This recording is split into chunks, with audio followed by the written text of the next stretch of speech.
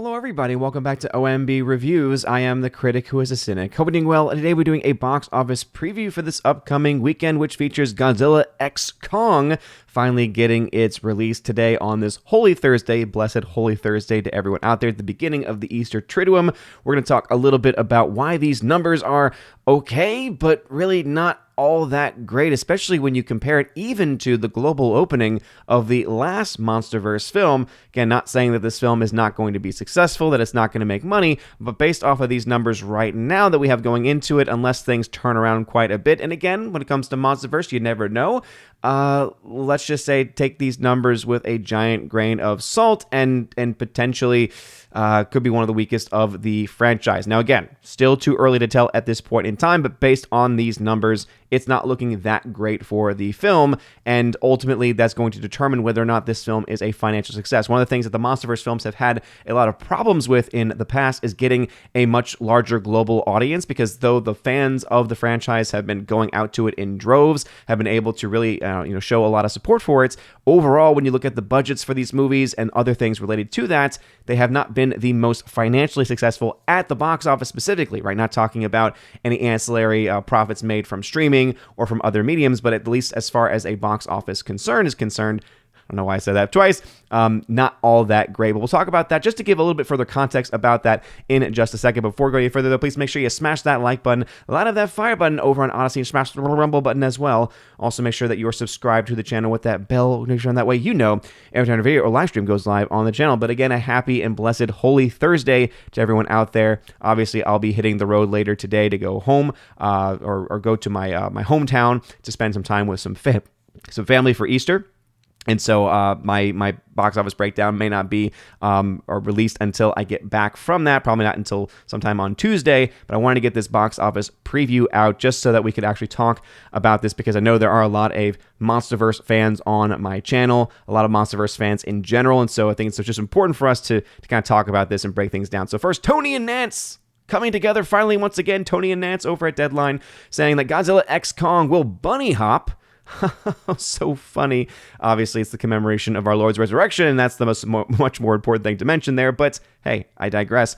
They bunny hop to $135 million global opening as Legendary's MonsterVerse franchise roars past $2 billion. Now, a lot of people are going to focus on that number, saying $2 billion, that's a lot of money. Yes, but how much money was put into it budget-wise and marketing-wise and things like that? And you don't get 100% of that $2 billion, which is the reason why it sounds good on paper, but when you actually start to do some math, it's not as impressive as it sounds. It goes on to say, nothing says Easter tentpole quite like Godzilla x Kong, which is set to conquer the world with a box office debut of $135 million. Now, that's the first thing to mention there. 63 foreign markets is this film being released with, and I think that this is going to be the important metric that I'm using, right? Now, a big comparison is going to be made with the last of the MonsterVerse films that came out. If you go back to Godzilla versus Kong back in 2021. This was a COVID year. This was a day-and-date release model with HBO Max at the time, and so the film opened domestically to $32.2 million. And so right now we're seeing that the numbers are tracking a bit better, and it makes sense for them to be tracking a bit better domestically.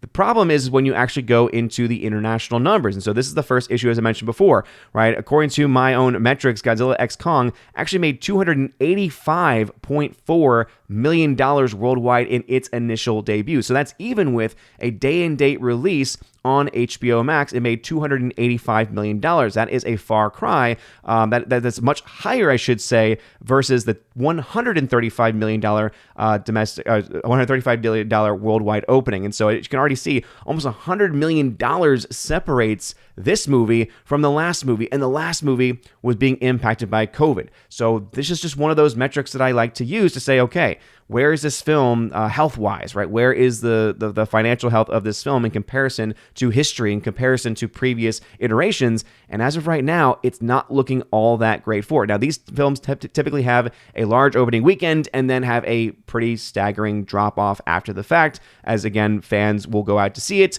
but then after the fact, you got to get the normies in there, and in general, the normies are kind of mixed on these movies overall. So again, $285 million, as you can see, it had a massive opening, but then only got to $300 $357 million by this end of its second weekend, and then ended up ending somewhere around $467 million. So it made a huge portion of its initial box office in the opening weekend. As you can see, 76%, in fact, that opening weekend accounted for 76% of the entire box office by the end of it. And so this is something that I think that we are, very likely to see with this movie. Obviously, things have changed quite a bit. The pandemic is long past us at this point, even though some people might still try to bring it up and bring excuses with that. But I think we're still seeing, nonetheless, an iteration where the opening weekend is going to be less than a COVID-era day-and-date release model. That should be concerning box office-wise, at least, again, historically, as this potentially could be one of the lower grossing of the entire franchise. But again, it's still a little too early to tell. But I did want to I wanted to put that fact out there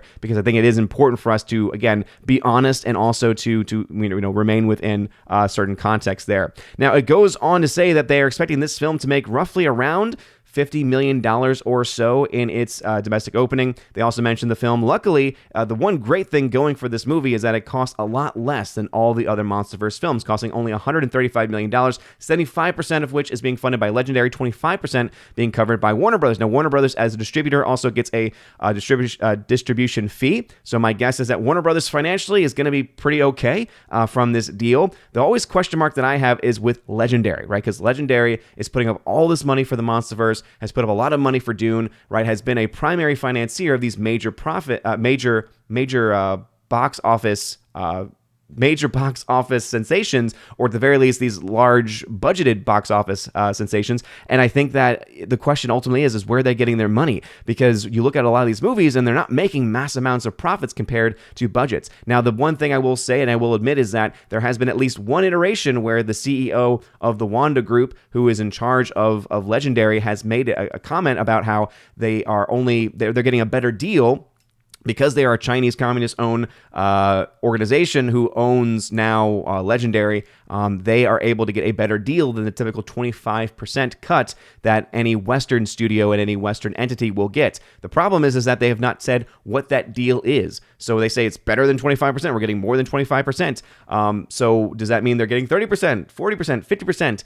There is no clear indication of that. And so when people try to bring that up sometimes in the comments, I think, okay, but you don't have the actual number. And at the end of the day, the Communist Party is going to take its chunk of change. And so, again, I ask the question of where the profits are actually coming from. But again, just to give full disclosure about exactly where this money is coming from. And again, these are all before you take into account things like marketing cost. Now, going over to Box Office Pro, they have the numbers right now projected to be around $62 million. And so this could be one of the largest domestic openings at the very least. But when you actually compare it to the other films, it's not that much higher. So right now, the range for them is between 51 and 65 million. It's going to be a very interesting release because this is Easter weekend.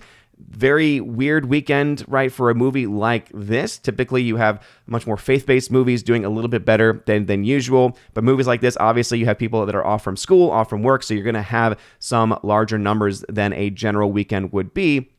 But again, as I mentioned, historically, it's going to be an interesting place because if we actually go to the domestic opening weekends and compare it, again, objectively speaking, to historical numbers. So we have the adjusted for inflation numbers here on one side and then also what the estimated ticket sales were on the other. And this movie would be a better release than 2021 domestically. So that this is indeed true. When you adjust for inflation, $62 million right now is the projection from Box Office Pro. That is higher than 37.3 million, which was made back in 2021, 57.8 million made back in 2019, but is less than the 76 million made back in 2017, and especially 121 million made back in 2014. Now, again, those are the adjusted for inflation numbers. Some people don't like inflation. Some people, it makes their heads explode. Sometimes it triggers people. And so I will say this much. Okay, let's take the average ticket price of that time and see what that would indicate. Now, based off of the average ticket price that we have today of around $13, and this movie is primarily going to be sold in the IMAX, in the premium screens, and so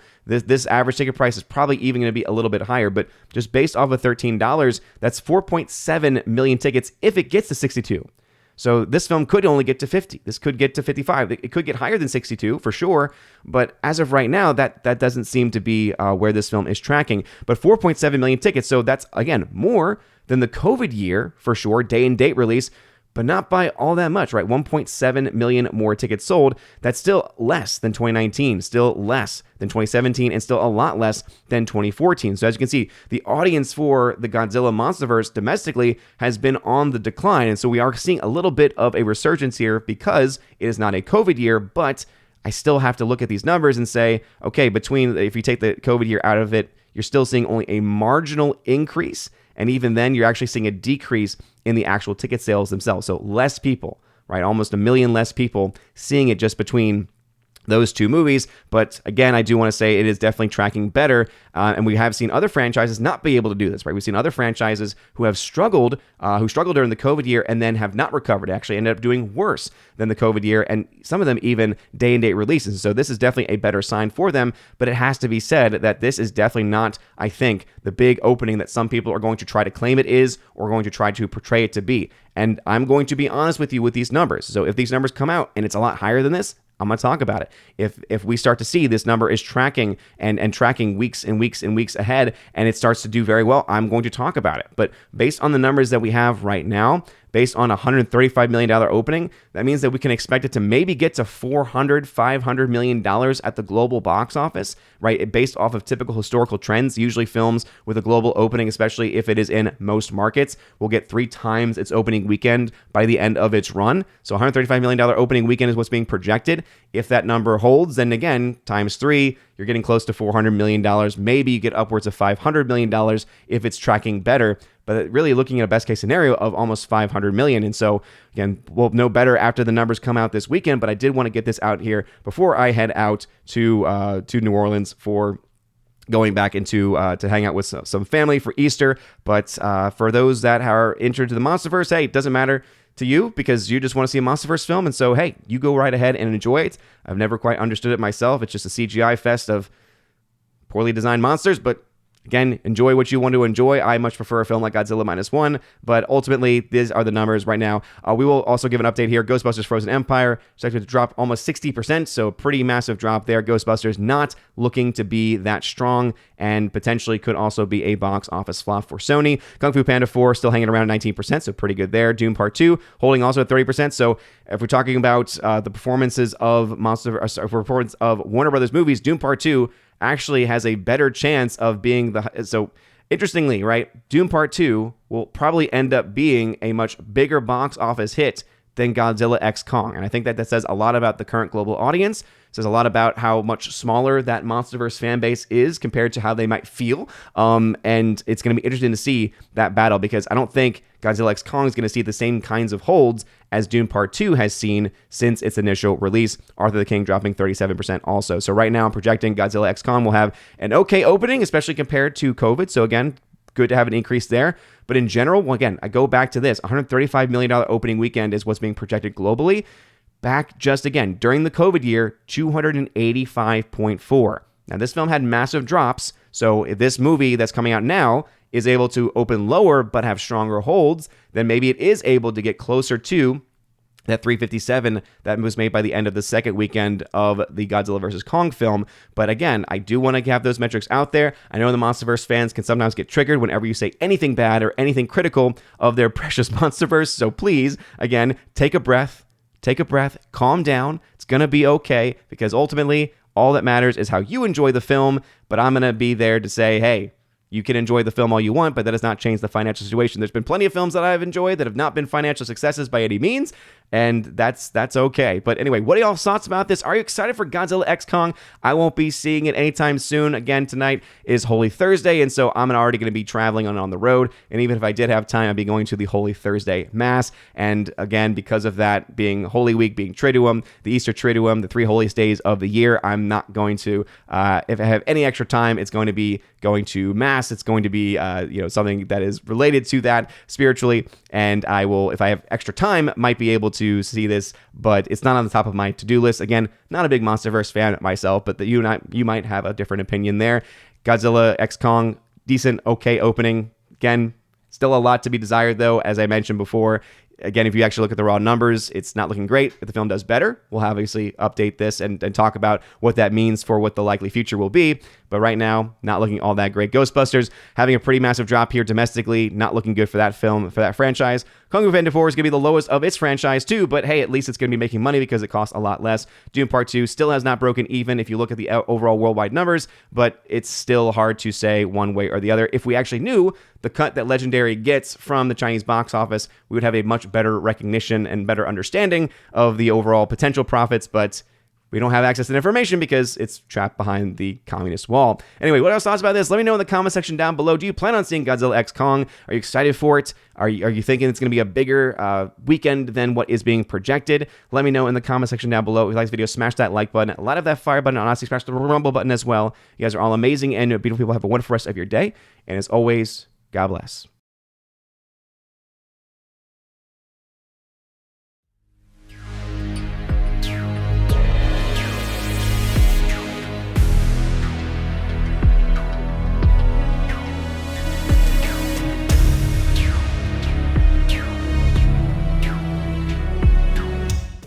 And now for a huge shout out to all of my Chosen of Valhalla members for the month of March, starting off with Father Luca Illich, Rosetta Allen, check out her YouTube channel being Eagle Rider. Miss Mon Muses, check out her YouTube channel as well by the same name. Matt317, check out his Twitch channel by the same name. Mr. Roy and the K-Man, check out the K-Man's website at xtheboundaries.co. If you want your name shouted out at the end of every live stream and video, or if you want your name listed at the end of every live stream and video, make sure to check out the top link in the video description on how you can find out where to join on Patreon, Subscribestar, YouTube channel memberships, pretty much anywhere that you can think of that you would have as a mainstream source to be able to support the channel. You have the means to do so, and you get also special perks like having access to an exclusive podcast that I do every single month, access to a giveaways channel that I host on my Discord channel, and also, of course, the ability to have your channel shouted out at the end of every single live stream. You guys are all amazing and beautiful people. Have a wonderful rest of your day, and as always, God bless.